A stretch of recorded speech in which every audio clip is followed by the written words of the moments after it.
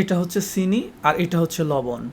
দেখতে কিন্তু একই রকম, পার্থক্য শুধু স্বাদে। তেমনি মানুষ আর অমানুষ দেখতে একই রকম হয়, পার্থক্য শুধু আচরণে। আমরা যদি কোনো মানুষের কাছে ঠকে যাই, তখন আমরা বলি, আহা, ওই মানুষটাকে চিনতে আমি ভুল করেছি। আসলে মানুষ চেনা যায় না, কারণ মানুষের মতো দেখতে হলেও মানুষ হয় না। মানুষের মনুষ্যত্ববোধ থাকতে হয়, মানুষের ভিতর কমিটমেন্ট থাকতে হয়। সার্টিফিকেট থাকলে যেমন একজন মানুষ শিক্ষিত হয় না, তেমনি মানুষের মতো দেখতে হলেই মানুষ হওয়া যায় না। আমরা সারা জীবন একজন মানুষের সাথে থাকলেও মানুষ চিনতে আমরা ভুল করে থাকি। ঠিক তেমনি চিনি এবং লবণ, আপনি না খেয়ে বুঝবেন না যে কোনটা চিনি এবং কোনটা লবণ। আপনার বুঝতে হবে খেয়ে। এটা স্বাদে আপনাকে বলে দেবে কোনটা চিনি এবং কোনটা লবণ। ঠিক তেমনি মানুষের সাথে যখন আপনি চলবেন, মানুষের আচরণ আপনাকে বলে দিবে সে মানুষ নাকি অমানুষ। সেজন্য মানুষ চিনতে ভুল করার মাঝে লজ্জার কিছু নেই।